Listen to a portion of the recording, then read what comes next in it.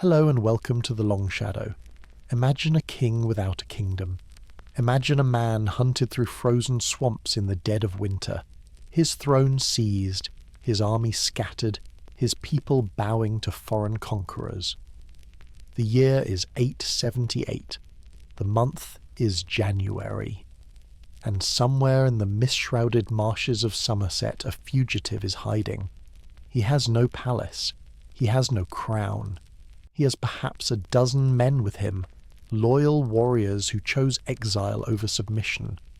They are cold. They are hungry. They are hunted. This fugitive is Alfred, King of Wessex. Or rather, he was the king. Now he is nothing. The Vikings have taken everything. His royal estates, his treasury, his capital. Across his kingdom his people are surrendering, swearing oaths to their new Danish masters. Some have already fled across the sea. Others whisper that the king is dead. The last independent Anglo-Saxon kingdom appears to have fallen. A civilization that had flourished for centuries, its churches, its monasteries, its ancient traditions, seems destined for extinction. And yet, this broken man, shivering in a peasant's hut in a desolate swamp, would rise again. Within months he would rally an army from nothing. He would defeat the invaders in a battle that changed the course of history. He would not only reclaim his throne, but spend the next 2 decades transforming his battered realm into a kingdom that could never be conquered again. He would build fortresses and ships, reform laws and armies. He would gather scholars from across Europe and personally translate the great works of Christian civilization into the language of his people. He would lay the foundations for a united England. And when he died, he would be given a title that no English monarch before or since has ever received. He would be called Alfred the Great. How did this happen? How did a man who lost everything save not just his kingdom, but an entire civilization from the edge of oblivion? What transformed a hunted fugitive into the only English king worthy of that singular title?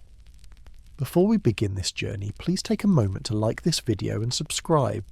It is a simple and wonderful way to support the channel, and it means a great deal to me. I am also always curious to know where in the world and at what time you're joining me tonight, so please leave a comment below. Tonight we will tell the complete story of Alfred the Great. We will follow him from birth to death, from the younger son with no prospect of the throne to the architect of a nation. We will stand beside him in the chaos of battle and the silence of the scriptorium. We will watch him flee through marshes and return in triumph. We will see him suffer, doubt, fail, and rise again. This is a story of survival against impossible odds. It is a story of a man who believed that a kingdom was worth more than its borders, that learning, law, and faith were the foundations upon which civilization must stand. And now, settle in. Let the noise of the modern world fade away, and let us travel back to a time of burning monasteries, shattered kingdoms, and one man who refused to let the light go out. But to understand how Alfred reached those frozen marshes, hunted like an animal in his own kingdom, we must first travel back to the world that made him, a world that was about to be torn apart by fire and iron from the north. In the 9th century there was no England. The land we know by that name was divided among rival kingdoms, each with its own king, its own traditions, its own ambitions. This was the world of the Anglo-Saxons, a patchwork of competing realms carved from the ruins of Roman Britain by Germanic settlers who had crossed the North Sea centuries before. The greatest of these kingdoms were 4 in number. In the north lay Northumbria, stretching from the river Humber to the borders of the Pictish lands, a kingdom renowned for its ancient monasteries and its scholars. The great Bede had written his histories here, in the monastery of Jarrow, preserving the learning of the classical world. To the south of Northumbria sprawled Mercia, the kingdom of the Midlands, which had dominated Anglo-Saxon politics for generations under powerful kings like Offa. who had built the great earthwork dyke that still bears his name. In the east lay East Anglia, wealthy from trade with the continent, its fenlands rich with monasteries, and in the south, protected by dense forests and the natural barrier of the Thames, lay Wessex, the kingdom of the West Saxons. These were Christian kingdoms, and had been for 2 centuries. The faith had transformed them. Great stone churches rose where wooden shrines had once stood. Monasteries dotted the landscape, not merely as houses of prayer, but as centres of learning, of literacy, of administration. Here, monks copied manuscripts in careful Latin script, preserving the wisdom of Augustine and Gregory, of Virgil and Boethius. Here, children of noble families learned to read and write. Here, the records of kings were kept, and the laws of the land were written down. It was a sophisticated civilization, though a fragile one. The Anglo-Saxon kingdoms had their codes of law, and their assemblies of wise men. They had skilled metalworkers who created objects of stunning beauty, brooches and sword hilts, gospel covers gleaming with gold and garnets. They had poets who composed epic verses celebrating the deeds of heroes sung in the mead halls of kings. But they were also a warrior culture. Every free man owed military service to his lord. The aristocracy measured its worth in swords and spears, in the loyalty of their retainers, in the cattle and land and treasure they could accumulate. The kings of these realms had risen to power through war and maintained it through the strength of their war bands. They fought each other often enough, borders shifted, kings were killed in battle or deposed by rivals. The balance of power tilted from one kingdom to another across the generations. But these were familiar conflicts, fought by familiar rules, against familiar enemies. These kingdoms had their rivalries and their wars, but they shared one thing in common. They were all about to face an enemy unlike anything they had ever seen, and that enemy had already set sail. On the 8th day of June, in the year 793, death came from the sea. The monks of Lindisfarne had no warning. Their monastery sat on a tidal island off the coast of Northumbria, a holy place, one of the most sacred in all of Christendom. Here, St. Cuthbert had lived and performed miracles. Here, the magnificent Lindisfarne Gospels had been created, their illuminated pages a testament to the glory of God. The monks rose before dawn for prayers, as they did every day. They had no reason to fear. Then the ships appeared, long and sleek with carved prows and rows of oars. They cut through the grey waters of the North Sea with terrifying speed. By the time the monks understood what was happening, the raiders were already on the beach. They were Northmen, Norsemen, pagans from the cold lands of Scandinavia. They had come for treasure. What followed was a massacre. The raiders moved through the monastery with brutal efficiency. They killed those who resisted. They dragged others away to be sold as slaves. They stripped the altars of their silver, seized the jewelled covers from sacred books, and loaded their ships with everything of value they could carry. When they left, Lindisfarne was a smoking ruin, its sacred stones stained with blood. The news sent shockwaves across Christendom. The scholar Alcuin, writing from the court of the great Frankish Emperor Charlemagne, expressed the horror of the age. Never before has such terror appeared in Britain as we have now suffered from a pagan race. The heathens poured out the blood of saints around the altar and trampled on the bodies of saints in the temple of God, like dung in the streets. This was the beginning. The Northmen were unlike any enemy the Anglo-Saxons had faced. They came by sea, which meant they could strike anywhere along the vast coastline. They came without warning. Their shallow drafted longships could navigate rivers and estuaries, appearing far inland where no attack was expected. They came with shocking speed, raiding and retreating before any organised defence could be mounted. And they targeted the places that were richest and least defended, the monasteries. These holy houses had accumulated centuries of donated treasure. They had gold and silver vessels, jewelled reliquaries, silk vestments, and they had no walls, no garrisons, no expectation of attack. To the Northmen, they were treasure chests waiting to be opened. For the next 7 decades the raids continued. Year after year the dragon-prowed ships appeared. Iona was sacked repeatedly. Monasteries along the coasts of Ireland, Scotland and England were plundered or abandoned. Communities that had stood for centuries were erased. The monks who survived fled inland, carrying what relics and manuscripts they could save. The psychological effect was devastating. These were not merely military defeats. They were violations of sacred space, attacks on the very foundations of the Christian order. The Anglo-Saxons began to see the raids as divine punishment for their sins. Despair spread through the kingdoms like a sickness. For decades these were raids, lightning strikes that left smoking ruins but did not attempt to stay.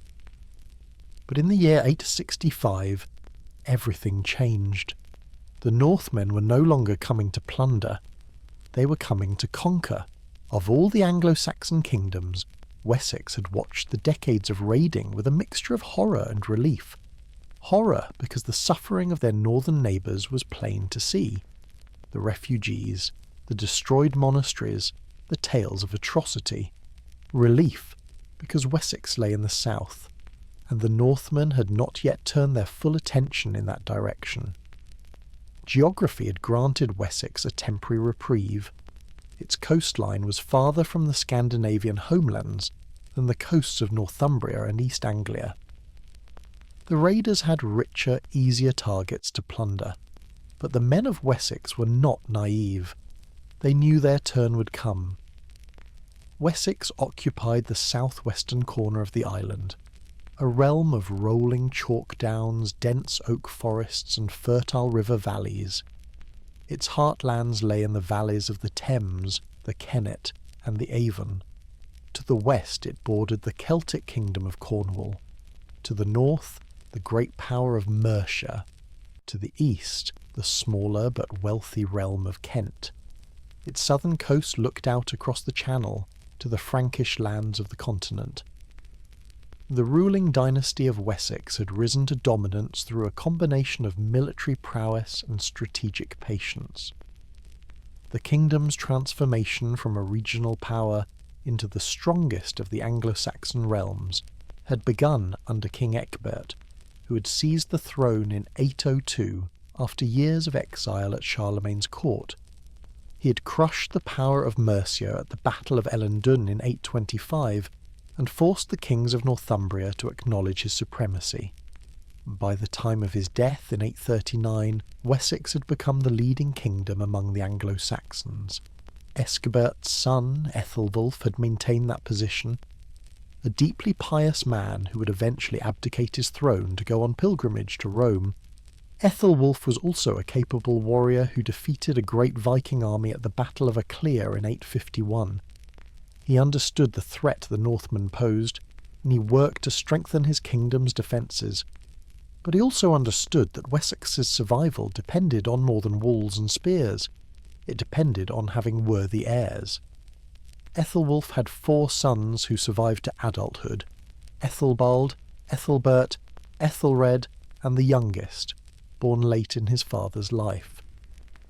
Wessex had a tradition that the throne should pass to the most capable adult male of the royal line, which meant each of these brothers might one day be king. The succession seemed secure, yet Wessex's position was more precarious than it appeared. If the Vikings ever came in force, not to raid, but to conquer, Wessex would stand alone. There would be no other Anglo-Saxon kingdom to come to its aid. It would be the last domino. Into this kingdom, in the year 849, in the royal estate of Wantage, a child was born. He was the 5th son of King Ethelwulf. By every law of succession and probability, he would never wear the crown. His name was Alfred. The royal estate at Wantage lay in the Vale of the White Horse, a fertile valley in the northern reaches of Wessex. It was here, sometime around 849, that the boy who would become the saviour of England drew his first breath. He was named Alfred. Elfred in the Old English of his people, meaning elf counsel or wise counsellor.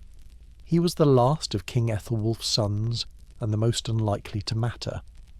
4 older brothers stood between him and the throne. In the ordinary course of events, Alfred would have been destined for a life of comfortable obscurity. A noble prince, perhaps given lands of his own, perhaps serving in his brothers' households, but never expected to rule. He might have become a bishop or an abbot, as younger sons of royal families sometimes did. He might have died young, as so many children did in that hard age, and been forgotten entirely. But Alfred was not an ordinary child. His mother was Osburh, a noblewoman of high birth whose father had served as chief butler to the king, a position of considerable importance in the royal household. The sources tell us little about her, but what they do tell is revealing. She was a woman who valued learning. In an age when even kings were often illiterate, when the great business of the aristocracy was war and hunting and feasting, Osburh kept books. One story from Alfred's childhood, preserved by his biographer Asser, captures something essential about the boy he was. One day, Osburh showed her sons a book of English poetry, a precious thing, its pages illuminated with elaborate designs. She told them that whoever among them could learn the book first and recite its contents back to her would receive it as a gift. The older brothers showed little interest. They were busy with the things that occupied young warriors: weapons training, horsemanship, the rituals of the mead hall. But Alfred, the youngest, was captivated. Though he could not yet read, he had no teacher. He took the book to a member of the household who could, and had the poems read to him over and over until he had memorized them completely. He returned to his mother and recited the verses flawlessly. The book became his. This hunger for knowledge would define Alfred throughout his life. It was unusual for his time, and especially unusual for a prince. The sons of kings were trained for war, not for letters. They learned to ride and fight, to command men and inspire loyalty. Books were for monks, yet Alfred wanted both. He wanted to understand the world in a way that most of his contemporaries never imagined possible. Even as a small child, Alfred understood that he was living in dangerous times. His earliest memories were of a kingdom preparing for war, of grim-faced warriors in his father's hall, of whispered conversations about the Northmen and their depredations. By the time he was old enough to understand, the raids had already been going on for decades. When Alfred was just 4 years old, his father made an extraordinary decision. He would send this youngest son on a journey that no English prince had ever taken, a journey to the very heart of Christendom itself. In the year 853, a small child from the edge of the known world arrived at the gates of Rome. Alfred was perhaps 4 years old when his father sent him on this remarkable journey. Why Ethelwulf chose to send his youngest son rather than one of the older brothers remains uncertain. Perhaps Alfred's unusual intellect had already marked him out. Perhaps Ethelwulf simply wanted to give this child, unlikely to ever hold power, a gift of a different kind, the gift of seeing the eternal city, the centre of the Christian faith. The journey itself would have been an adventure beyond anything Alfred could have imagined. Across the Channel to the Frankish kingdoms, then south through the passes of the Alps and finally into Italy, a land of ancient ruins and marble churches, of warmth and colour utterly unlike the grey skies of Wessex. For a child raised in a world of thatched halls and muddy trackways, Rome must have seemed like a dream of heaven made real. Pope Leo IV received the young prince with honour. According to later sources, he even performed a ceremony that was interpreted, perhaps incorrectly, as a kind of consecration, as if anointing Alfred as a future king. Whatever the Pope intended, the visit made a profound impression on the boy. He saw the great basilicas, the tombs of the apostles, the accumulated splendour of centuries of Christian civilization. 2 years later, in 855, Alfred made the journey again, but this time in the company of his father. King Ethelwulf had decided to go on pilgrimage to Rome himself, bringing his younger son along. The journey took the better part of a year, and it gave Alfred an opportunity to see the great courts of continental Europe. They passed through the Carolingian kingdoms, the fragmented realm of Charlemagne's heirs.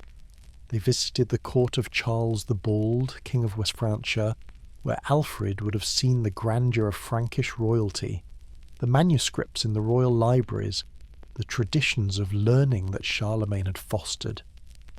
On the return journey, Ethelwulf married Charles's daughter Judith, a political alliance that bound Wessex closer to the Frankish world. For the young Alfred, these journeys planted seeds that would take decades to flower. He saw that Christianity was more than a faith, it was a civilization. He saw that books preserved the wisdom of the ancients, that learning was the foundation upon which kingdoms could be built. He saw that a king could be more than a war leader. He could be a patron of scholarship, a guardian of culture, a builder of institutions that would outlast any individual life.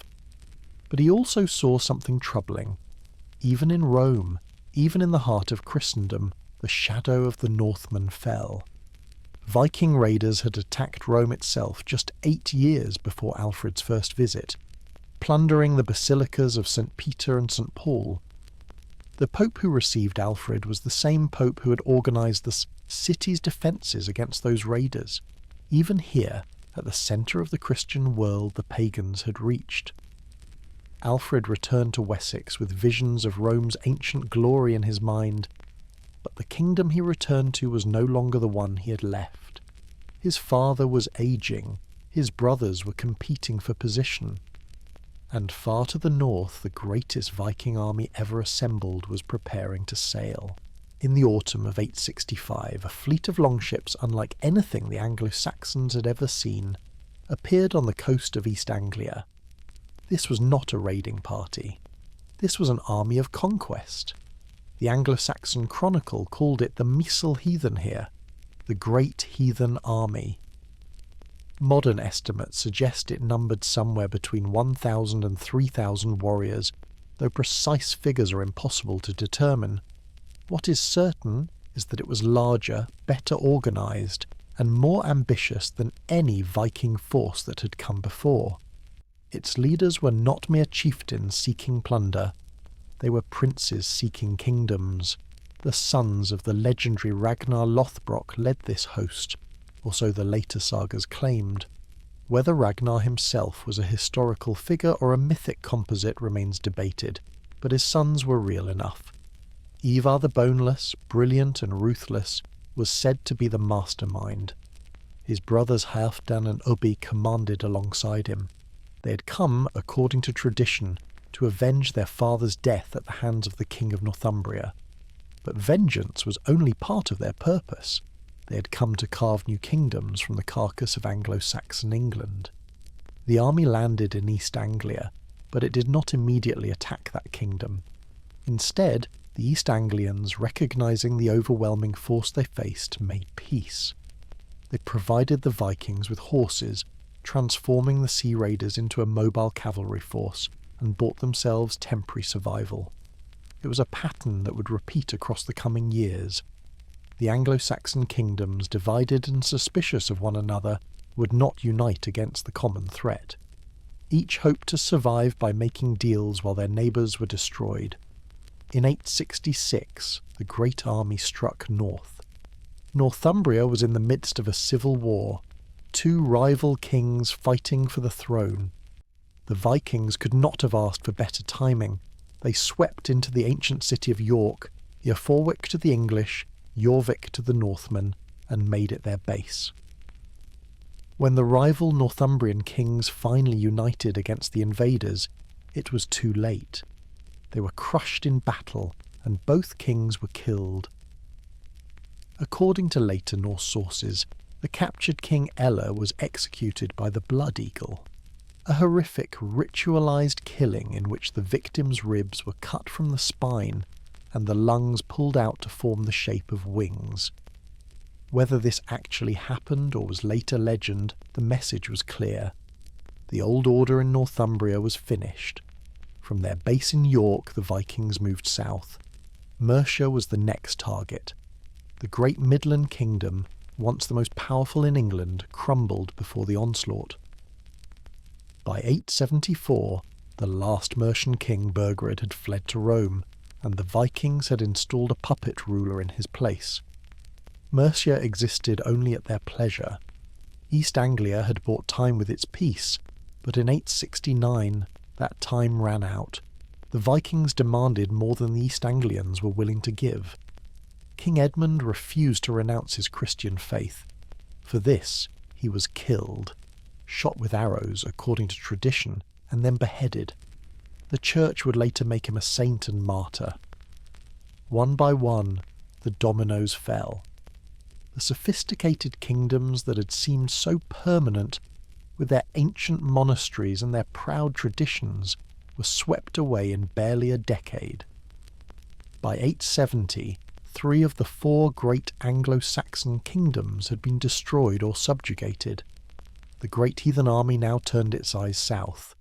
The last kingdom stood alone, and King Ethelred, with his young brother Alfred at his side, prepared to fight for survival. The year 871 was the year that forged Alfred into a king. It began in winter, when the great army, no longer great but still formidable, swept into Wessex. They established a base at Reading, at the confluence of the Thames and the Kennet, and prepared to do to the last Anglo-Saxon kingdom what they had done to all the others. King Ethelred and his brother Alfred gathered the Fyrd, the army of Wessex, and rode to meet them. What followed was a year of almost continuous combat.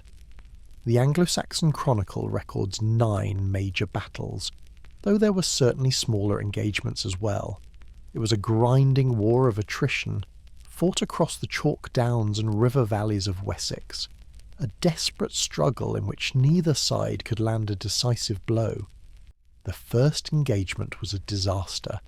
The West Saxons attacked the Viking camp at Reading, and were repulsed with heavy losses, but just 4 days later, the 2 armies met again on the high ground of the Berkshire Downs at a place called Ashdown, and this time the outcome was different.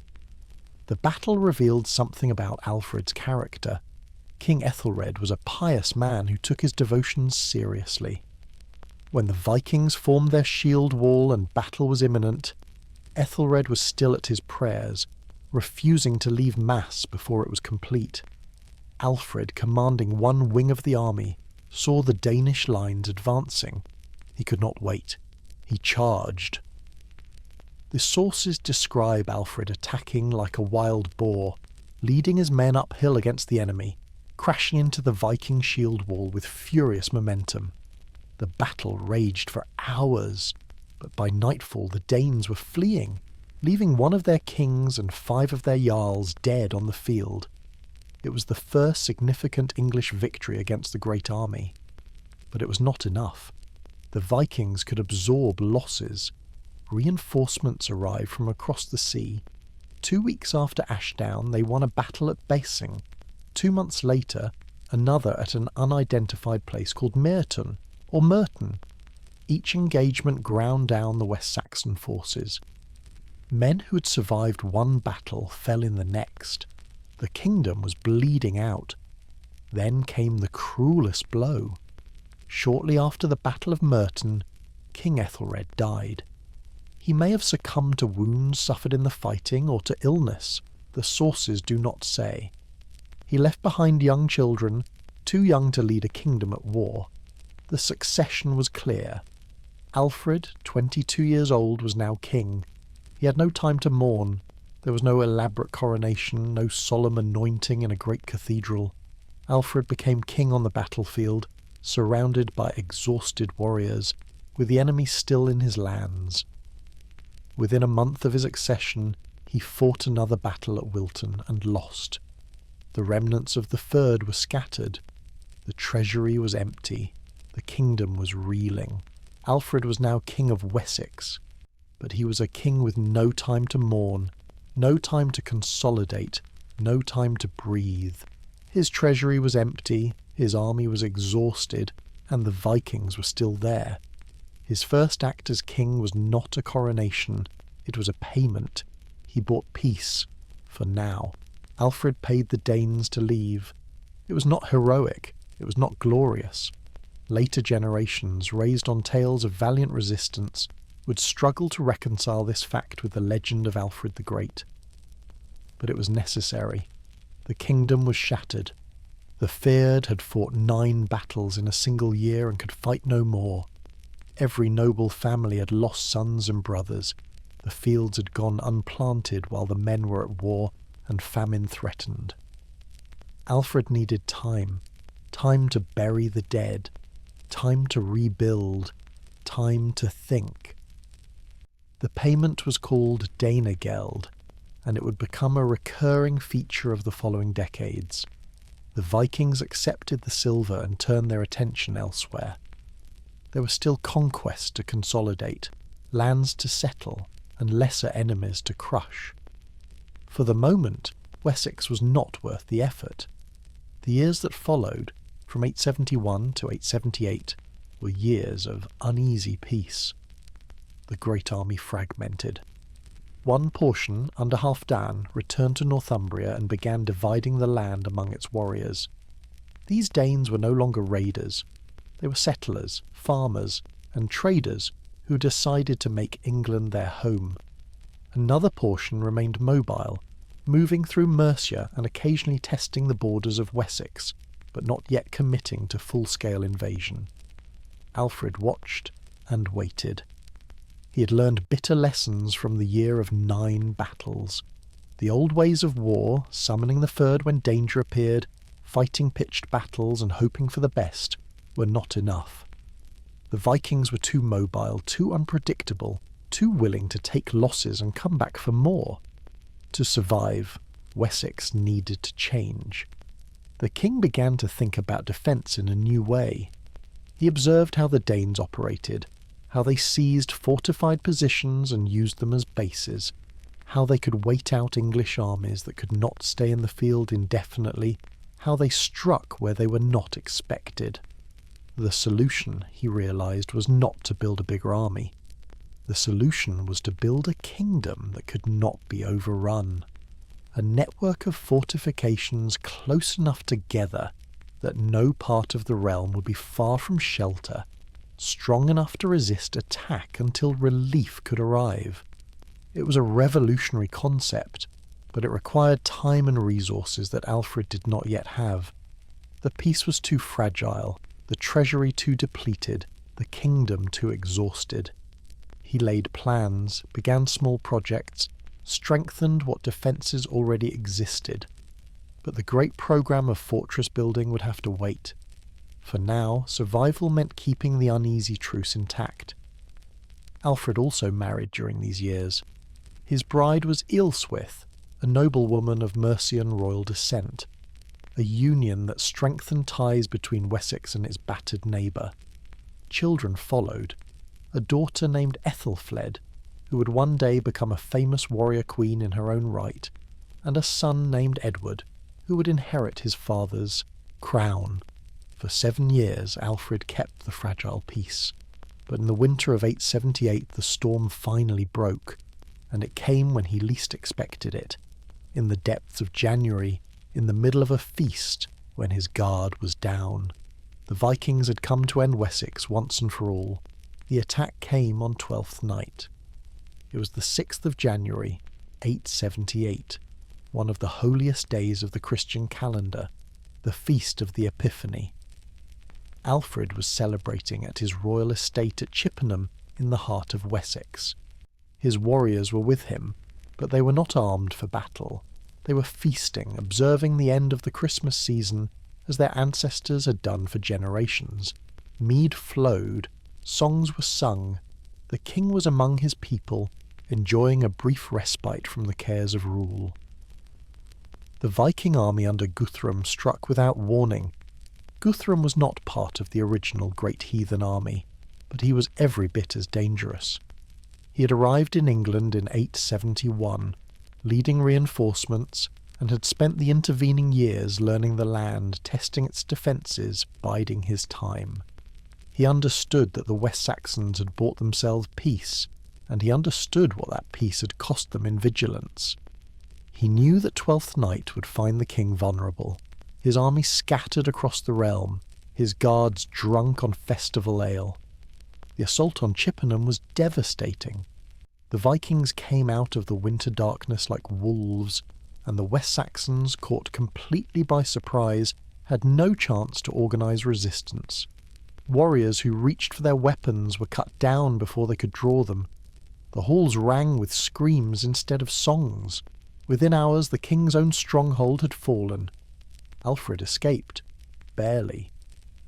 With a small band of followers, perhaps no more than a few dozen men, he fled into the night.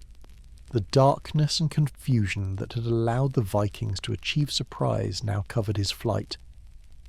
By morning, the King of Wessex had vanished into the frozen landscape. In the days that followed, the kingdom collapsed. Guthrum's army fanned out from Chippenham, seizing strategic points, demanding submission. Without their king, without any organised leadership, many of the West Saxons saw no choice but to surrender.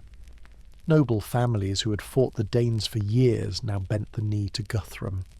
Some fled across the sea to the Frankish lands, abandoning their estates and their people. Others simply submitted, hoping to survive under new masters as they had seen the Mercians and East Anglians do. The Church, guardian of civilization and learning, was particularly hard hit.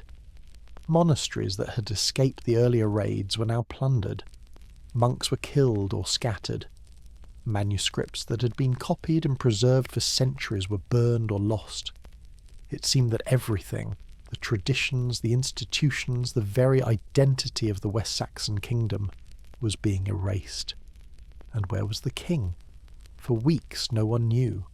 Rumours spread that Alfred was dead, killed in the chaos at Chippenham. Other whispers claimed he had fled abroad, abandoning his people as other kings had done. The kingdom had no centre, no rallying point, no hope. Wessex, the last independent Anglo-Saxon realm, appeared to have fallen just like all the others, but Alfred was not dead, and he had not fled. In the frozen heart of winter, Alfred fled westward with a handful of loyal men. He was heading toward the only place in his kingdom where the Vikings might not follow, a desolate, mist-shrouded wasteland of water and marsh, the Somerset Levels. There, in that wilderness, the future of England would be decided. The Somerset Levels were a world unto themselves. In winter, this vast lowland basin became an endless expanse of water.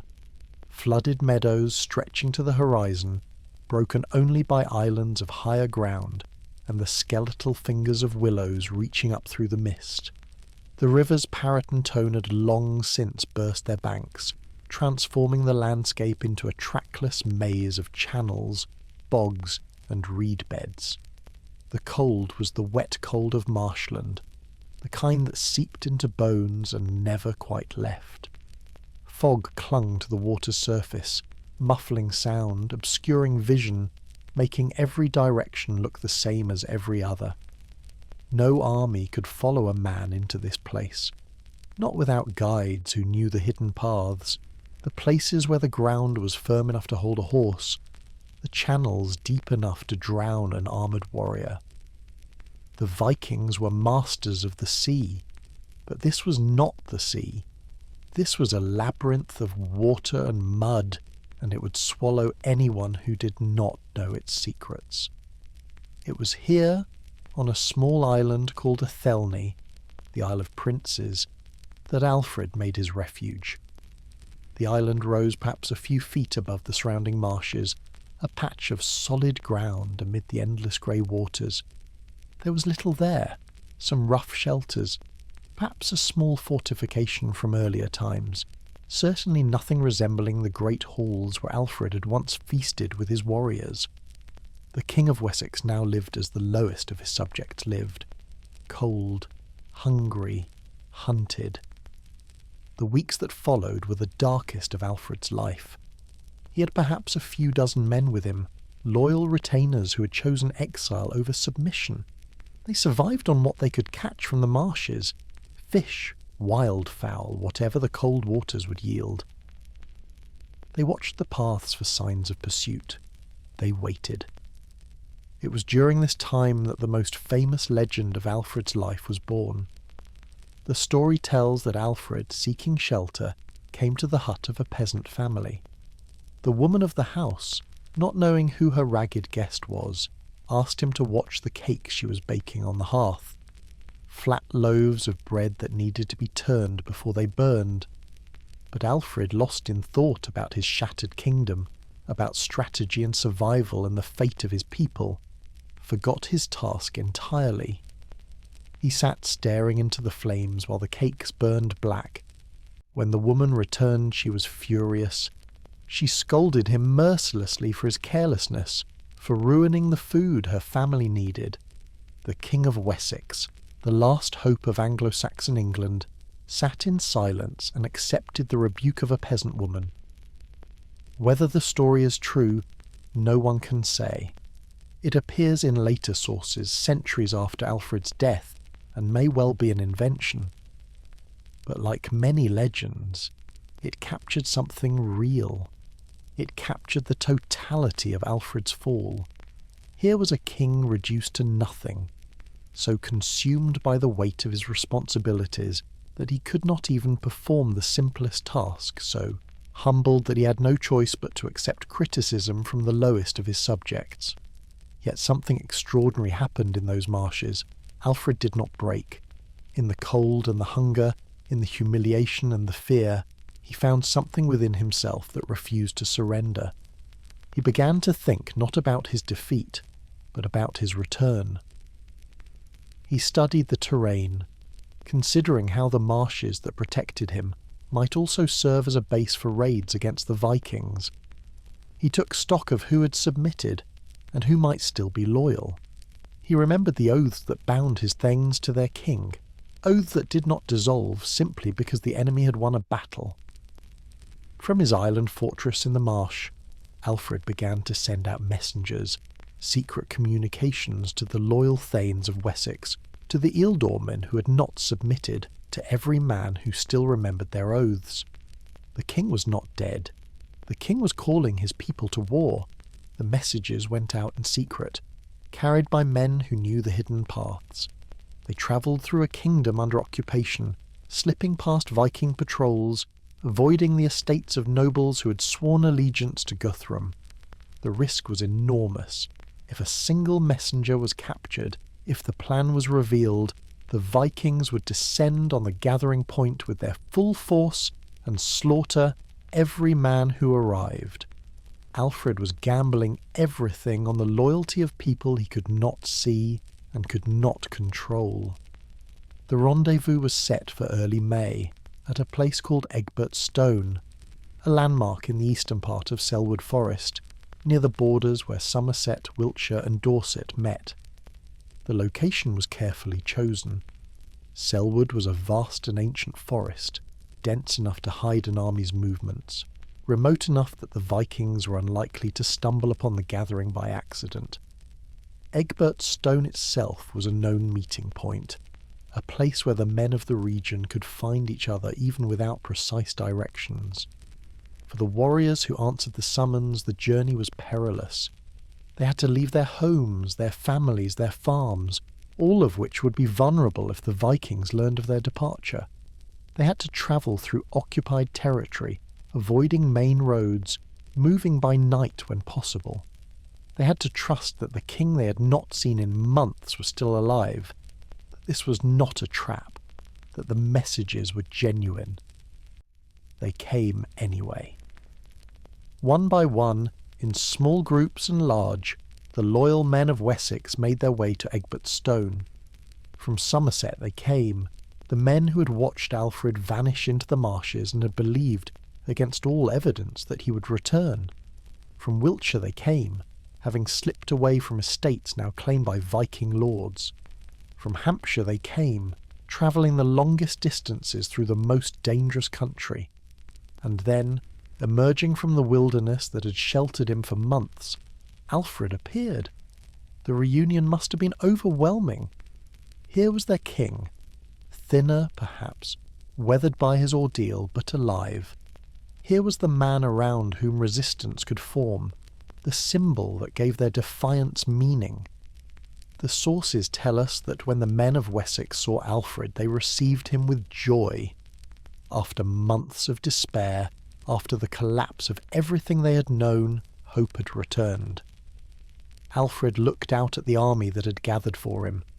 These were not the full numbers of the Fyrd at its peak, but they were enough.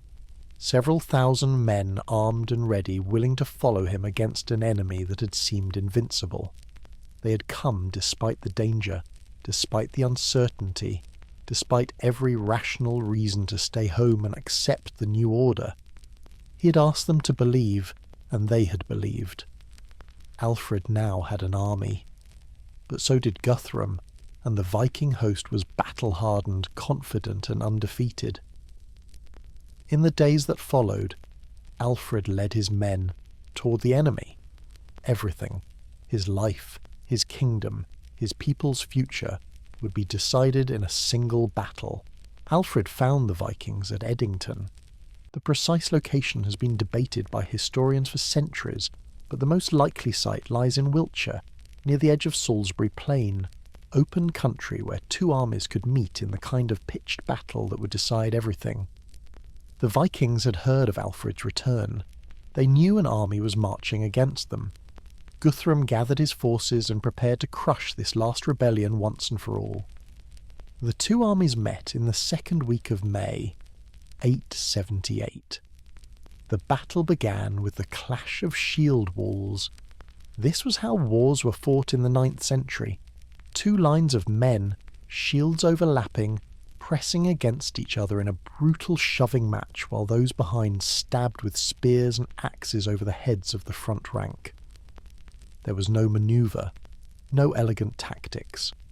It was a test of strength, courage, and endurance. A contest to see which line would break first. Alfred fought in the front ranks.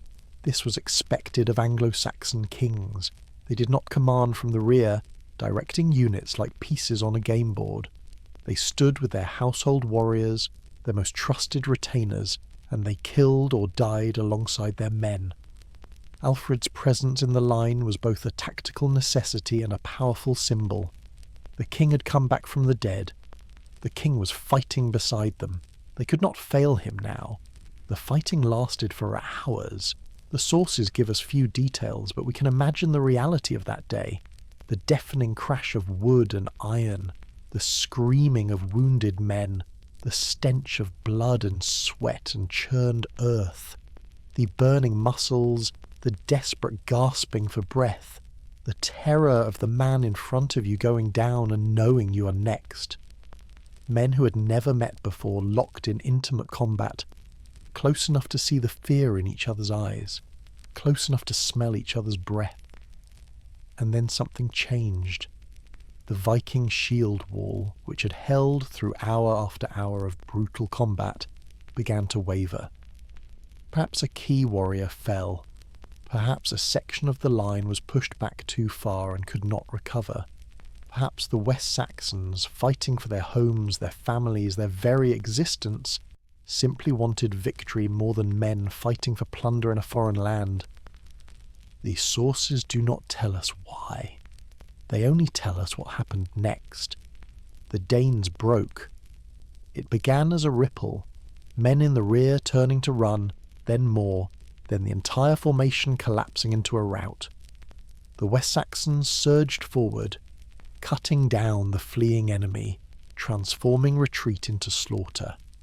The Vikings ran for the only safety they knew, the fortress at Chippenham, the same stronghold from which they had launched their surprise attack 5 months earlier. Alfred did not let them escape. He pursued the broken army all the way to Chippenham and laid siege to the fortress. The Vikings were trapped, surrounded, cut off from reinforcement or resupply. For 14 days, Alfred's army kept them penned inside the walls, watching and waiting as hunger did its work. Finally, starving and without hope, Guthrum surrendered. The Viking army had been defeated. Guthrum was at Alfred's mercy. But what Alfred did next would define his legacy far more than any victory in battle. He did not execute his defeated enemy. He offered him something no one expected: redemption. 3 weeks after the surrender, something extraordinary took place. Guthrum, the Viking warlord who had conquered most of England, who had driven Alfred into the marshes and come within a breath of destroying Wessex forever, walked into the waters of baptism. Alfred himself stood as his godfather. The pagan king of the Danes emerged from the font as a Christian, taking the name Athelstan, a good Anglo-Saxon name meaning noble stone. The ceremony took place at Aller, a small village near Athelney, the very marshes where Alfred had hidden during his darkest days. The symbolism could not have been more powerful.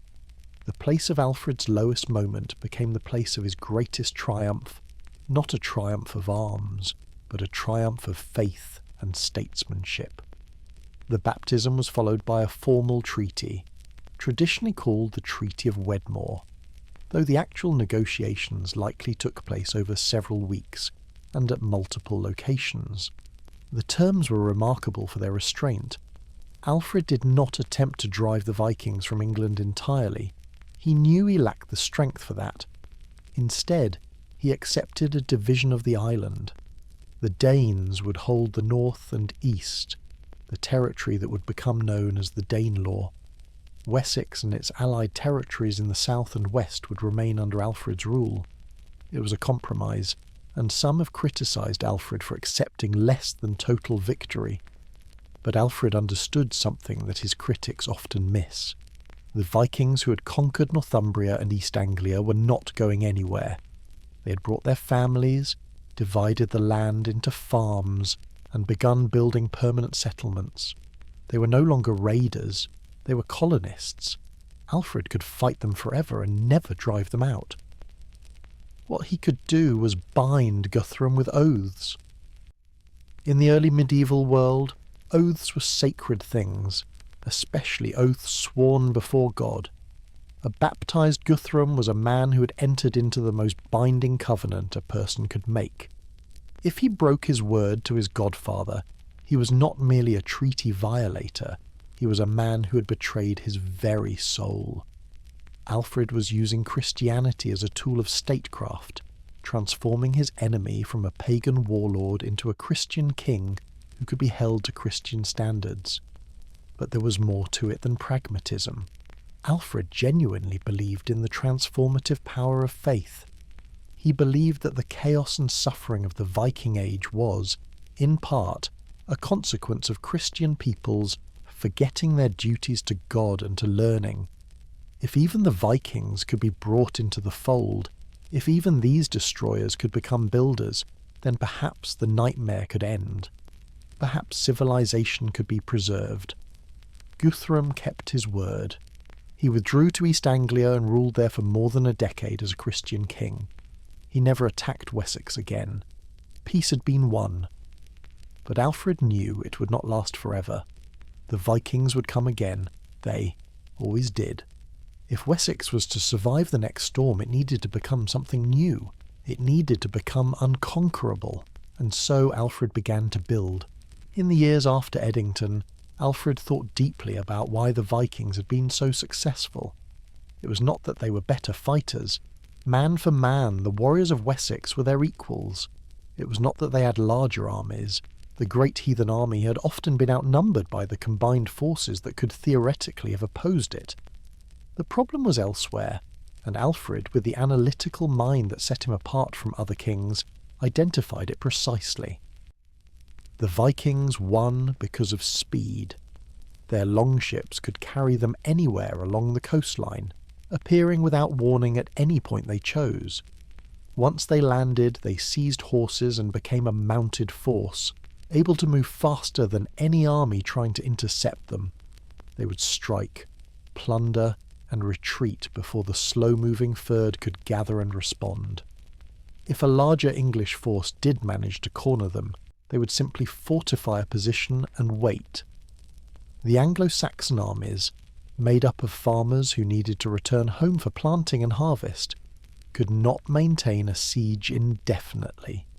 Eventually the English would disperse, and the Vikings would ride out again.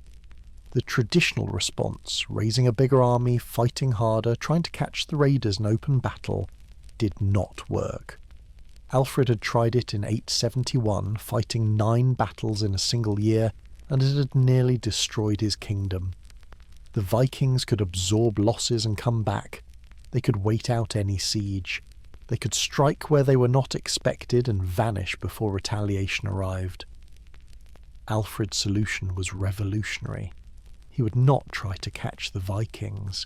He would make it impossible for them to raid successfully in the first place. He would build a network of fortified towns, burhs in the Old English, covering the entire kingdom. Each burh would be close enough to the next that no point in Wessex would be more than a day's march from a fortified refuge. When the Vikings appeared, the local population could retreat behind walls. The garrison would hold until relief arrived from neighbouring burhs. The raiders would find no undefended victims, no easy plunder, no opportunity to vanish before the response came. This was not merely a military plan. It was a reimagining of the kingdom itself. The burhs would not be simple forts with small garrisons. They would be towns, proper urban centres with permanent populations, markets, craftsmen and mints. The walls would enclose enough space for the surrounding rural population to take refuge in times of danger. The garrisons would be drawn from the local landowners, who would hold property within the burh in exchange for military service. Defence and economic development would be woven together into a single system. Alfred began planning the network with meticulous care. He studied the geography of his kingdom, identifying the strategic points that needed fortification: river crossings, coastal landing sites, ancient Roman towns, whose walls could be rebuilt. He calculated the manpower needed to defend walls of various lengths. He worked out the administrative arrangements that would ensure each burh had its assigned garrison. The plan was ambitious. It would require labour on a scale Wessex had never seen. It would demand sacrifices from every landowner, every village, every family in the kingdom. But Alfred had proven something in those marshes. He could inspire his people to the impossible. Now he asked them to build a kingdom that could never fall. We know precisely how Alfred's system worked because a document has survived. It is called the Burgel Heidage, a terse administrative record that lists each of the burhs in Wessex and the surrounding territories, along with the assessment of each fortress. The document is remarkable for its precision. It specifies exactly how many hides of land, a hide being a unit of land sufficient to support one family, were assigned to each burh for its maintenance and defence. It even includes a formula. For every hide, 1 man was required to serve, and 4 men were needed to defend each pole of wall, about 16.5 feet. From this formula, we can calculate the size of each fortification. The burh at Winchester, the ancient capital of Wessex, had walls requiring 2,400 men to defend, making it one of the largest in the system. Wareham, guarding the southern coast, required 1,600. Even smaller burhs like Ling, near Alfred's old refuge at Athelney, had their assigned garrisons. The network eventually included more than 30 fortified sites, covering not just the old heartland of Wessex, but the territories of former Mercia that had come under Alfred's protection. No point in the defended territory was more than 20 miles from a burh, roughly a day's march for a man on foot, less for a rider. The net was complete. But Alfred understood that walls alone were not enough. A fortress that merely sheltered people was useful. A fortress that generated wealth was powerful. He deliberately designed the burhs to be economic centres, as well as military strongholds. Each burh had a planned street grid, with plots laid out for houses and workshops. Markets were established within the walls, creating centres of trade that had not existed before.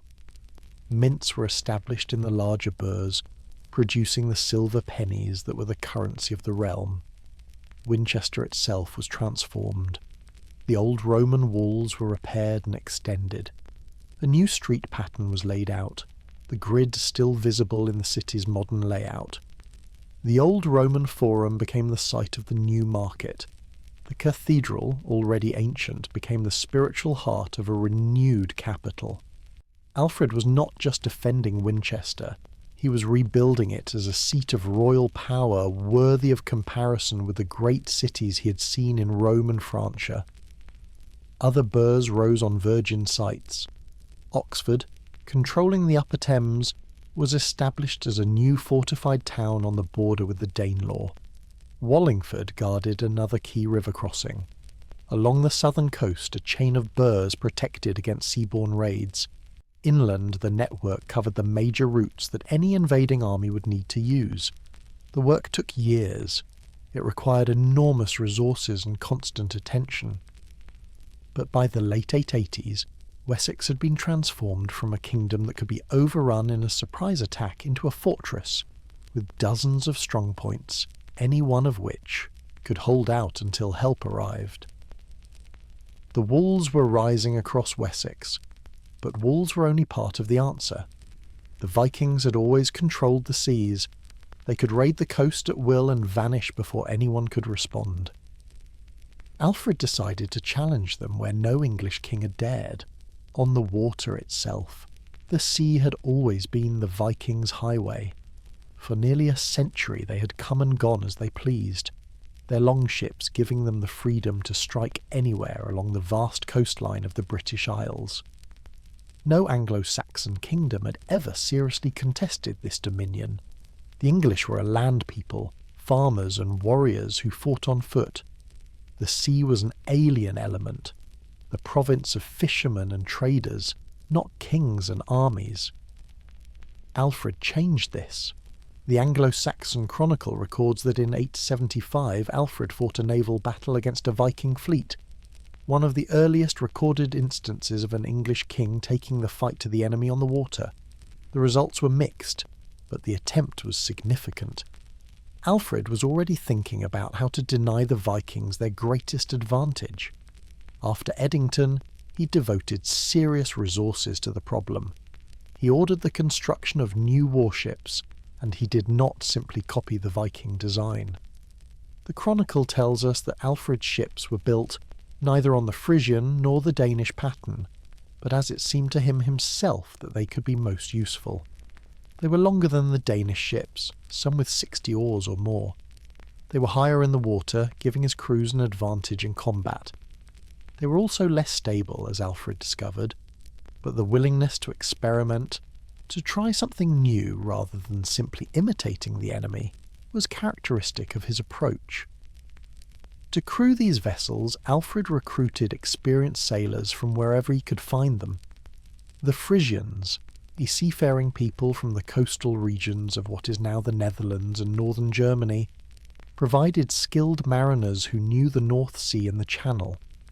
These men brought expertise that the English lacked, teaching Alfred's warriors how to handle ships in combat, how to coordinate attacks, how to fight on the heaving deck of a vessel at sea. The results were uneven but promising. In 882, Alfred's fleet engaged 4 Viking ships and captured 2 of them, killing the crews. In 885, his navy intercepted a raiding force in the mouth of the River Stour. Not every encounter was a victory. The Channel was dangerous, and naval warfare was a skill the English were still learning. But the mere existence of an English fleet changed the strategic calculus. Viking raiders could no longer assume that the sea was safe. They could no longer coast along the shoreline looking for undefended targets, confident that no pursuit would follow them onto the water. Now they had to watch for English sails on the horizon. Now they faced the possibility of battle before they even reached the shore. It was the birth of English naval power, a tradition that would grow over the centuries, through the fleets that faced the Spanish Armada, through the ships that built an empire, all the way to the Royal Navy that still sails today. Alfred could not have imagined those distant successors, but he planted the seed from which they would grow. Alfred now had walls to shelter his people and ships to guard his coasts, but he still faced a fundamental problem: his army. The Third could not stay in the field indefinitely. Men had farms to tend, harvests to bring in. How could he maintain a fighting force that could respond to threats at any time? The answer would transform the nature of Anglo-Saxon warfare. The weakness of the Anglo-Saxon military system was time. The Third, the army of free men who owed military service to the king, could be summoned when danger threatened. But these were not professional soldiers. They were farmers, craftsmen, and landholders who had other responsibilities. They could fight for a few weeks, perhaps a few months in an emergency, but eventually they had to go home. Fields needed ploughing, harvests needed bringing in, families needed feeding. The longer a campaign lasted, the more the army melted away. The Vikings knew this and exploited it ruthlessly. They would seize a fortified position and simply wait. The English army would besiege them, but as weeks turned into months, men would begin to drift away, returning to the farms that sustained their families. Eventually the siege would collapse, and the Vikings would emerge to raid again. It was a pattern that had repeated throughout the decades of war. Alfred solved the problem with a simple but transformative reform. He divided the military obligation of the kingdom in half. At any given time, half of the eligible warriors would be on active service, while the other half remained at home, tending to the agricultural work that kept the kingdom fed. When the first group's term of service ended, the second group would take their place. The rotation ensured that there was always a force in the field, always men available to garrison the burhs and respond to threats, while the economic life of the kingdom continued uninterrupted. This was revolutionary. It created something approaching a standing army. Not professionals who did nothing but fight, but a permanent military presence that did not depend on an immediate crisis to justify its existence. The king could now campaign for extended periods, pursue enemies who tried to wait him out, and maintain pressure that would have been impossible under the old system. Alfred also developed mobile mounted forces that could respond quickly to threats anywhere in the kingdom. These were not cavalry in the later medieval sense. They did not charge in formation with lances. They were mounted infantry, warriors who rode to battle and then dismounted to fight on foot in the traditional shield wall. But their mobility was crucial.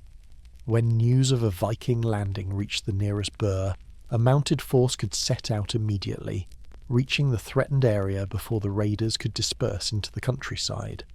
The combination of the burh network, the rotating fired, and the mobile response forces created an integrated defensive system unlike anything that had existed in Anglo-Saxon England before. The Vikings would find every landing opposed, every target defended, every retreat harassed. The easy pickings of earlier decades were gone. When the next great Viking invasion came in the 890s, this system would be put to the ultimate test. It would prove equal to the challenge. Alfred had forged a kingdom that could fight, but he wanted more than survival. He wanted something that would outlast any army, any fortress, any treaty. He wanted to save not just his people's lives, but their souls, their knowledge, their learning, their connection to the civilization of the Christian world. And for that he needed books. Alfred never forgot the book his mother had given him as a child. That volume of Saxon poetry, won through determination and memorization, had awakened something in the young prince that decades of war and kingship never extinguished. He was a warrior by necessity, a king by accident of birth and death, but in his heart he was always a scholar. a man who believed that knowledge was as vital to a kingdom as swords and walls. This passion came with deep frustration. Alfred did not learn to read Latin until he was nearly 40 years old. For decades, the treasures of Christian learning had been locked away from him, accessible only through the imperfect medium of translation or the summaries of others. He could hold a manuscript in his hands and know that wisdom was contained within those pages, yet be unable to extract it himself. For a mind as hungry as his, it was torment. When Alfred finally mastered Latin, with the help of the scholars he would later gather, he threw himself into reading with the intensity he brought to everything. He read the works of the Church Fathers, the histories, the philosophy. He copied passages that struck him into a personal notebook he called his Enchiridion, his handbook, which he carried with him everywhere. He was not content to simply receive learning. He wanted to wrestle with it, to make it his own. But Alfred's grief went beyond his personal limitations. He looked at his kingdom and saw a civilization that had nearly died. Before the Vikings came, England had been a centre of Christian learning.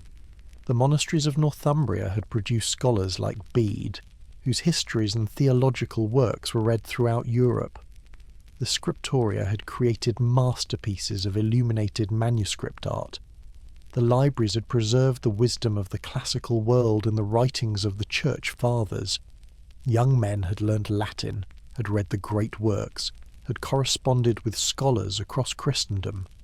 All of that was gone. The monasteries had been burned, the libraries had been destroyed, the scholars had been killed or scattered. A generation had grown up without teachers, without books, without access to the accumulated knowledge of the Christian centuries. Alfred wrote bitterly that when he came to the throne, there were very few priests south of the Humber who could understand the Latin of their own services, and not many more north of it. The light of learning had nearly gone out. Alfred saw this intellectual devastation as inseparable from the military catastrophe. The Vikings had won, in part, because the English had forgotten who they were, had forgotten the traditions that gave their civilization meaning. The recovery of the kingdom required not just stronger walls and better armies, but a renewal of the mind. Alfred could not rebuild English learning alone. He needed teachers, and so he sent messengers across the Channel, across the borders of his kingdom, seeking the wisest men who could be convinced to come to a war-torn island on the edge of the world. They came from Wales and Flanders, from Saxony and the Frankish lands. The first to arrive was Asa, a Welsh monk from the monastery of St. David's in the far southwest of Britain. Wales had been spared the worst of the Viking devastation, and its monasteries had preserved a learning that had been lost in England. Asa was a scholar of deep knowledge and keen observation.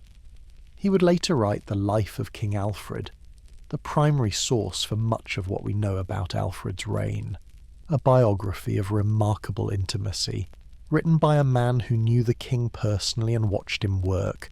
From the great monastery of Saint-Bertin in Flanders came Grimbald, a monk of high reputation who brought with him the continental learning that had flourished under Charlemagne and his successors.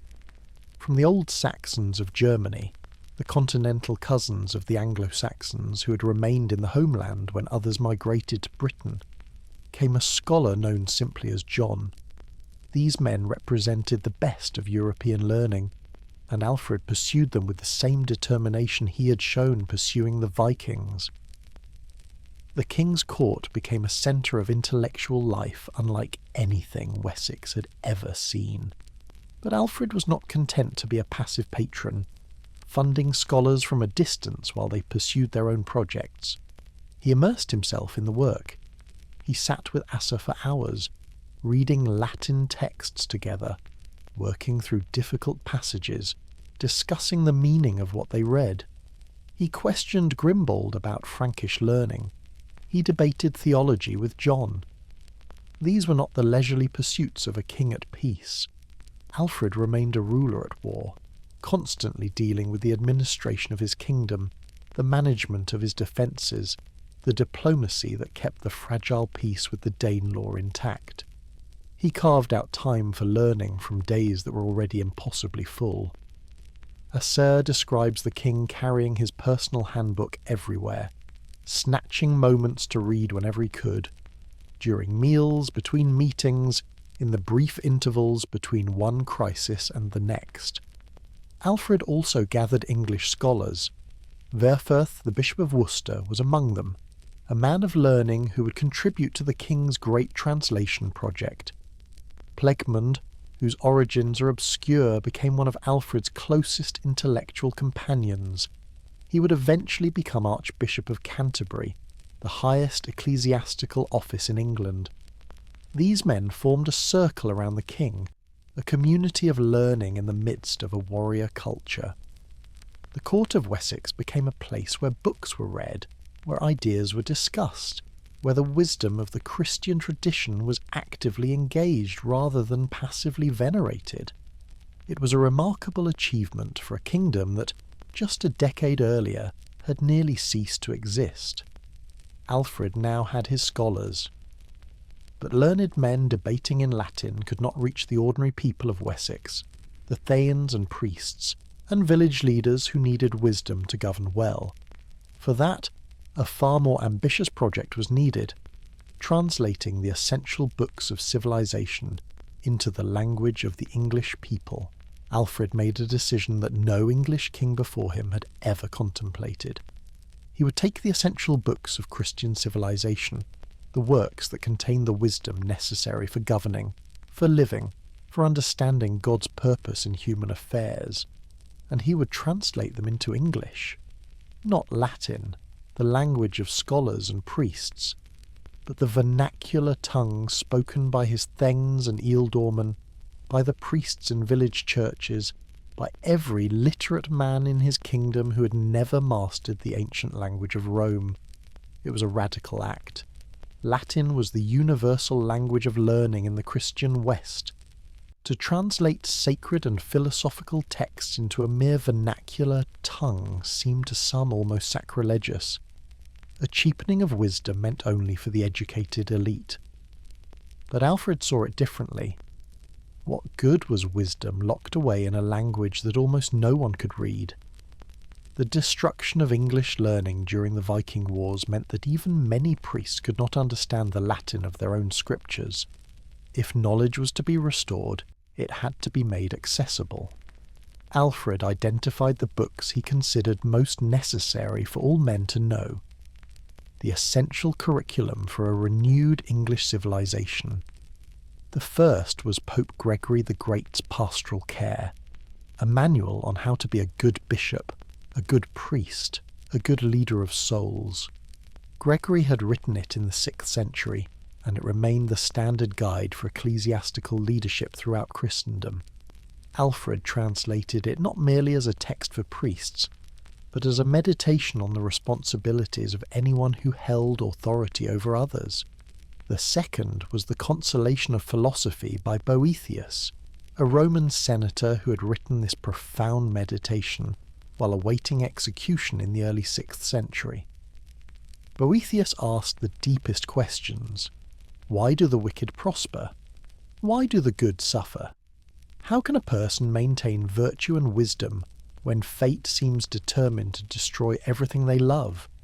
For Alfred, who had lost his kingdom and nearly his life, who had watched his people enslaved and his churches burned, these were not abstract philosophical puzzles. They were the questions that haunted his own soul.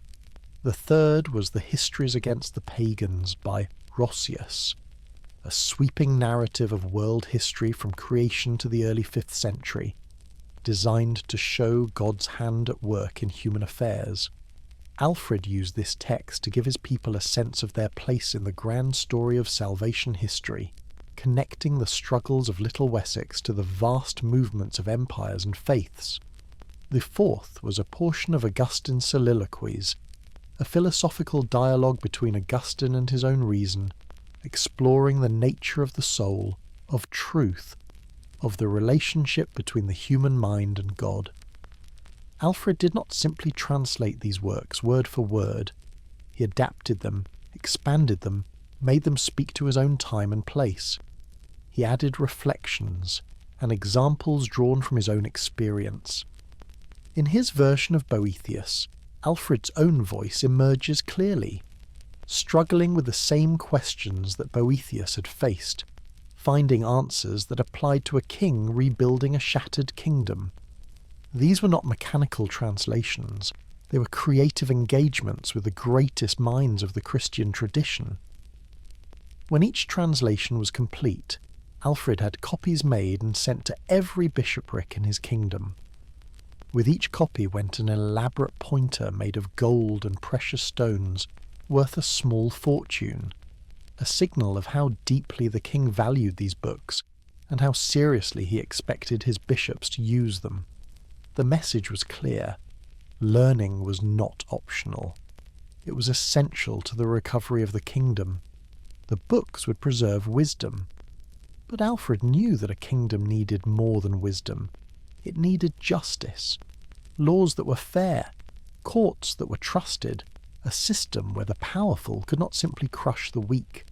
And so he turned from translation to legislation, seeking to create a code of law that would stand for generations.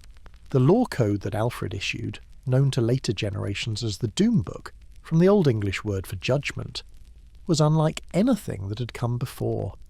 Alfred did not simply invent new laws from nothing. He was too careful a thinker for that, too aware of the weight of tradition and the danger of innovation for its own sake. Instead, he gathered the legal codes of his predecessors, the Laws of Ethelbert of Kent, the earliest written laws in the English language, dating back to the early 7th century, the Laws of Ine of Wessex, who had ruled 2 centuries before Alfred's birth, and others, including what he could learn of the Laws of Offa of Mercia. He studied them, compared them, and selected what seemed best and most useful. But Alfred went further than mere compilation. He began his law code with something no earlier Anglo-Saxon king had attempted, a lengthy preface translating portions of the Book of Exodus, including the 10 Commandments and the laws that Moses had given to the Israelites. This was not simply religious decoration. Alfred was making a profound statement about the nature of law itself. Human law, he was arguing, derived its authority from divine law. The king who made laws was participating in a tradition that stretched back through the centuries of Christian civilization to Moses himself and ultimately to God. The laws that followed balanced severity with mercy in ways that reflected Alfred's own complex understanding of justice. Certain crimes demanded harsh punishment. Treason against one's lord was a capital offence, as was plotting against the king. But the code also showed remarkable concern for the vulnerable. Widows and orphans received special protection. The church was defended against violation. Strangers and foreigners were guaranteed rights that protected them from exploitation. One of the most striking features of Alfred's code was its treatment of oaths and pledges. In a society that depended on personal loyalty and sworn promises, Alfred understood that the sanctity of oaths was the foundation of all order. His laws imposed severe penalties for breaking sworn pledges, recognizing that a man's word had to mean something if civilization was to function. The code also regulated violence with careful attention to gradation and circumstance. Not all killings were equal. The penalties varied according to the status of the victim and the circumstances of the act. But even here, Alfred showed his concern for limiting bloodshed. He required that feuds, the cycles of revenge killing that could devastate communities, be settled through the payment of vergild, the blood price that compensated the victim's family and ended the obligation of vengeance. Alfred's laws would influence English legal development for centuries. When later kings issued their own codes, they built upon his foundation. The principles he established, the connection between divine and human law, the protection of the vulnerable, the sanctity of oaths, became embedded in the legal consciousness of the English people. Centuries later, when scholars sought the origins of English common law, they would find Alfred's fingerprints everywhere. In his laws, in his books, in his fortresses and ships, Alfred was building a kingdom that could endure. But behind all these achievements stood a man, and that man was suffering. A chronic illness had afflicted him since youth, a constant companion through all his triumphs and trials. The king who saved England was also a man in perpetual pain. Alfred was never well. From his youth, he'd been afflicted with a mysterious illness that brought him constant pain. The sources describe symptoms that have led modern scholars to speculate about various diagnoses. Crohn's disease, perhaps, or severe hemorrhoids, or some other chronic condition that the medicine of the 9th century could neither name nor cure. Whatever the precise nature of the affliction, its effect on Alfred's life was profound. Asser, who knew the king intimately, describes a man who prayed desperately for his illness to be transformed into something he could bear, something that would not incapacitate him, that would not show visibly and humiliate him before his people, but that would keep him humble, would remind him constantly of his dependence on God. It was a prayer born of genuine suffering, and Alfred believed it was answered. The illness never left him, but he learned to carry it, to rule and fight and build while enduring pain that would have broken lesser men. This was the private reality behind the public achievements. The king who rallied an army at Egbert's Stone, who stood in the shield wall at Edington, who built fortresses and translated books and issued laws, this king returned to his chambers at night to suffer. The crown brought no relief. The victories brought no healing. Every day was a battle against his own body as well as against the enemies of his kingdom. Alfred's marriage to Ealhswith brought him companionship through these trials. She was a Mercian noblewoman, her lineage linking Wessex to its northern neighbour in a bond that would prove crucial in the wars to come. Their union produced at least 5 children who survived to adulthood. Among them were Edward, who would inherit the throne and continue his father's work, and Ethelfled, who would become one of the most remarkable women in English history, the Lady of the Mercians, a ruler and warrior in her own right. Alfred's Christian faith was not a matter of convention or political convenience. It was the core of his being. He spent hours in prayer each day, measured his time by the burning of candles marked at regular intervals, and struggled constantly with the spiritual dangers that came with power. His translations reveal a man wrestling with the deepest questions of faith: why God permits suffering, how a ruler can remain just when justice requires violence, what it means to use power well. In his own writings, Alfred shows an awareness of his own failings that is striking in a king. He worries about pride, about the temptation to believe that his successes were his own doing rather than gifts from God. He reflects on the difficulty of maintaining wisdom when surrounded by flatterers and fools. He admits to moments of doubt, of weariness, of wondering whether his efforts would come to anything in the end. This was not a simple hero from a legend. This was a complicated man, a suffering man, a man who questioned himself even as he accomplished more than any English king before him.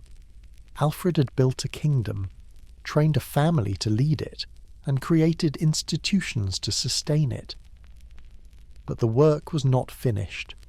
In the 890s, a new generation of Vikings appeared on the horizon, a massive army that would test whether everything Alfred had built could actually work. In the autumn of 892, the longships returned. A great Viking army that had been raiding in the Frankish lands crossed the Channel and landed on the coast of Kent. They came in 250 ships, bringing their horses, their families, and everything they would need for a long campaign of conquest. It was the largest Viking force to threaten England since the great Heathen army a generation earlier. But this time, England was ready. The The system that Alfred had spent 15 years building was about to be tested. As the Vikings established their base camps, the machinery of defence began to move.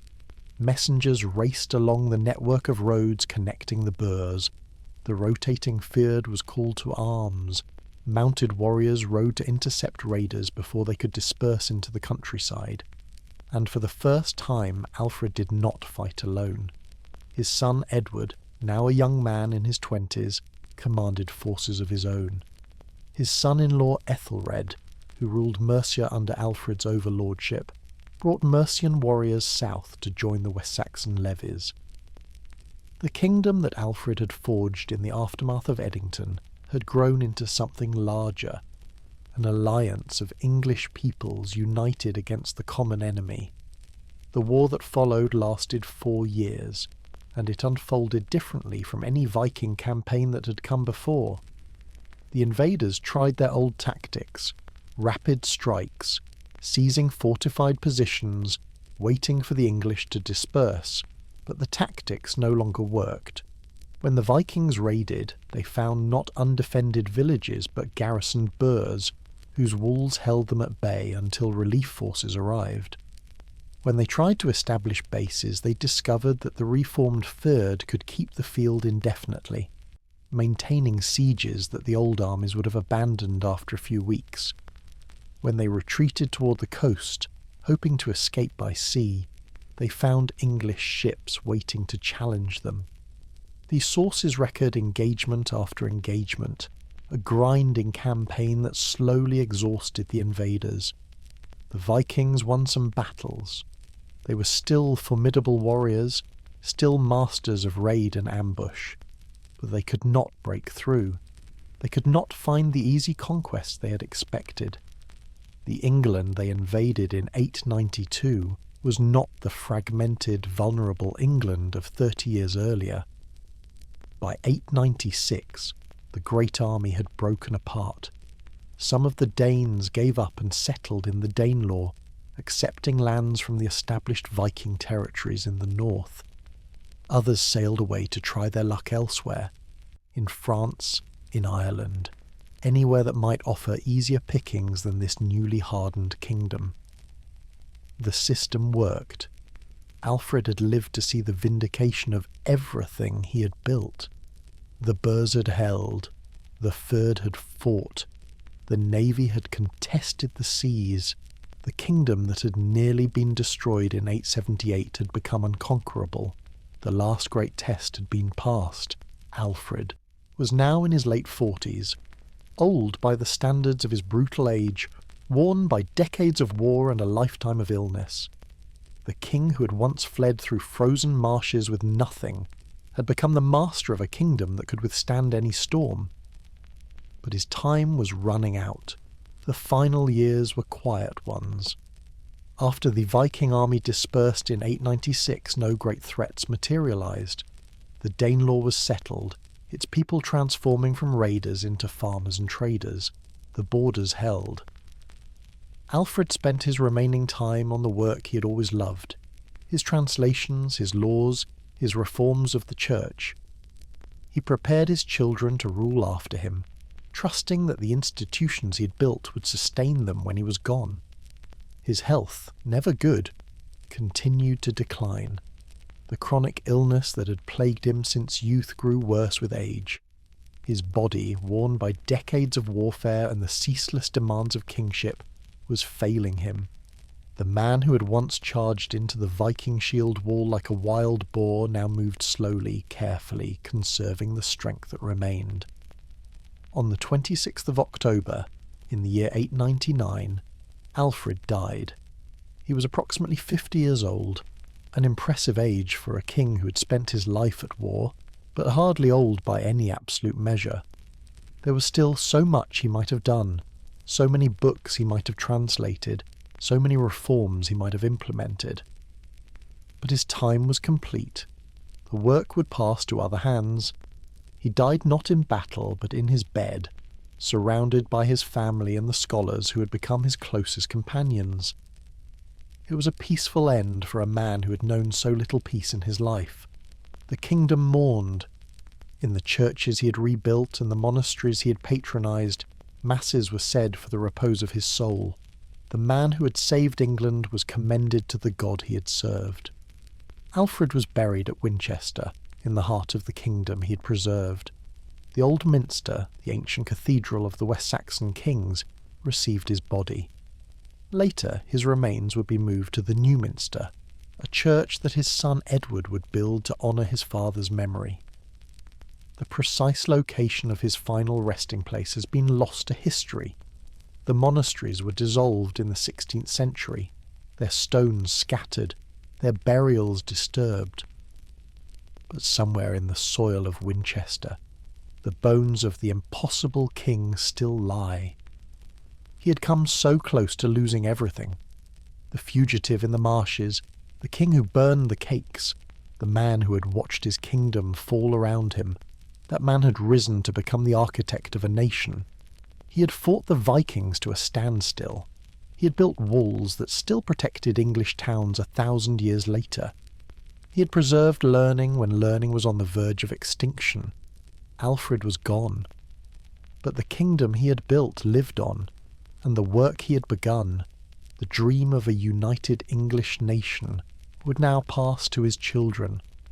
The story of Alfred the Great was ending, but the story of England was just beginning. Edward, Alfred's only surviving son, inherited a kingdom that was strong but incomplete.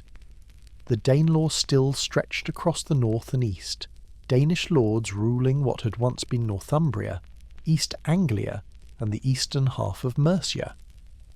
The vision that Alfred had glimpsed in his final years, of a united English kingdom free from Viking domination, remained unfulfilled. It would fall to the next generation to finish what their father had begun. Edward, who would be remembered as Edward the Elder, proved equal to the task. He had learned warfare at his father's side, commanding forces in the campaigns of the 890s, absorbing the strategic principles that Alfred had developed. Now, as king, he applied those principles with relentless determination. He built new burhs, pushing the network of fortifications northward into territories that his father had never controlled.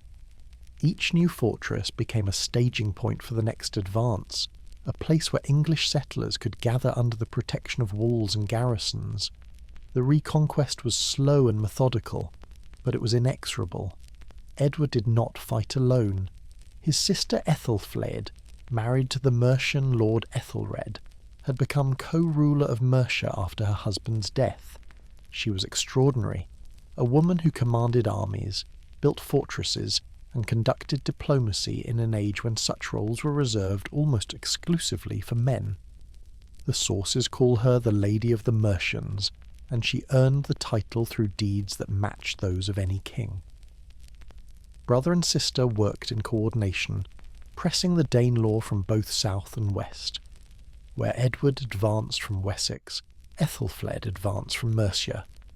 The Danish jarls, facing enemies on multiple fronts, found themselves squeezed between two armies that could support each other, that shared intelligence and coordinated campaigns.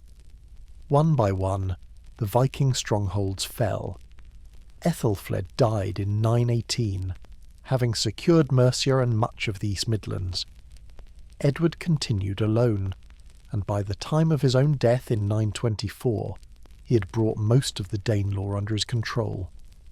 The last Danish holdout was York, the ancient capital of Northumbria, where a Norse king still ruled. It fell to Edward's son Aethelstan, Alfred's grandson, to complete the work. In 927, Aethelstan entered York and received the submission of the last Viking kingdom in England. For the first time in history, a single king ruled all the English peoples, from the Channel to the Scottish border. Aethelstan styled himself King of the English, not King of Wessex, not overlord of a patchwork of tributary states, but ruler of a single unified realm. The dream that Alfred had harboured in the Marshes of Athelney, that had sustained him through decades of war and building, had become reality. 3 generations from grandfather to grandson had transformed a fugitive's desperate hope into a nation. Within 3 decades of Alfred's death, his descendants had achieved what he had dreamed, a single English kingdom united under one crown. But why do we still remember Alfred? Why, of all England's monarchs, is he alone called the Great? In all of English history, only one monarch bears the title.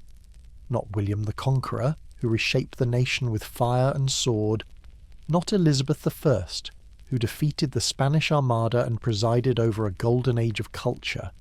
Not Victoria, whose empire stretched across the globe. Only Alfred. Only the king who fled through marshes, who burned cakes in a peasant's hut, who taught himself to read Latin in middle age. Only he is called the Great. Why? The answer lies not in conquest, for Alfred conquered little. The lands he ruled at his death were scarcely larger than those he had inherited. He did not defeat the Vikings decisively. He made peace with them, baptized their leader, and accepted a divided England. By the standards of military glory that usually earn kings their epithets, Alfred's record is modest. But Alfred understood something that most rulers never grasp. Kingdoms are not built only with swords. They are built with laws and books, with walls and institutions, with ideas that outlast the men who conceive them. Alfred did not merely survive the Viking onslaught. He used the crisis to reimagine what a kingdom could be. The burghs he built became the towns that still dot the English landscape. Winchester, Oxford, Wallingford, and dozens of others trace their origins to Alfred's system. The laws he codified became the foundation upon which English common law would rise. The translations he produced began a tradition of vernacular literature that would eventually flower into Chaucer and Shakespeare and the language you are hearing now. The navy he created was the distant ancestor of the force that would one day rule the waves. More than this, Alfred preserved something that could easily have been lost forever: the learning of the Christian centuries, the connection to Rome and the classical world, the tradition of literacy and scholarship. All of this came within a generation of extinction in England. Alfred saw the danger and acted. He gathered scholars, translated books, and rebuilt the infrastructure of learning from the ground up. He saved a civilization, and he did all of this while suffering constant pain, while fighting wars that threatened to destroy everything, while doubting himself and struggling with the burdens of power. The man who emerges from the sources is not a superhuman hero. He is recognizably human, flawed, anxious, sometimes overwhelmed. He burned the cakes because his mind was elsewhere, lost in the impossible problems of a kingdom in crisis. He is great not despite his humanity, but because of it. In his translation of Boethius, Alfred added a passage that appears nowhere in the original Latin. He wrote about what makes a good king, about the tools a ruler needs to govern well: men to pray, men to fight, men to work. But he also wrote about the purpose of power, about why a king should want to be remembered. Not for glory, Alfred wrote, not for fame, but so that his memory might inspire others to seek wisdom and do good. That is why we remember him. Not because he was the mightiest or the most victorious, but because he showed what a human being could accomplish against impossible odds. He showed that a kingdom of the mind mattered as much as a kingdom of territory. He showed that even in the darkest hour, when everything seems lost, it is possible to build something that endures. If this journey into the past has meant something to you, please take a moment to like the video and subscribe. Sharing the story of Alfred with others is the best way to keep his memory alive. Thank you for joining me tonight. Wherever you are in the world, I wish you a calm and peaceful night. And so our story of Alfred comes to a close. The king who fled through marshes as a fugitive, who burned cakes in a peasant's hut, who learned to read in middle age and translated the wisdom of the ages, he became the man who saved a civilization. 1,000 years have passed, and still we remember. The burghs he built became the towns we live in.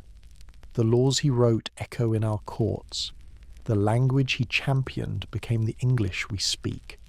The Lion of Wessex no longer rules from Winchester, but the spirit of the impossible king, the scholar, the warrior, the builder, lives on wherever people refuse to surrender to despair, wherever they choose to build rather than destroy, wherever they believe that even the darkest night will yield to morning. Until our next journey into the past, I wish you a calm and peaceful night,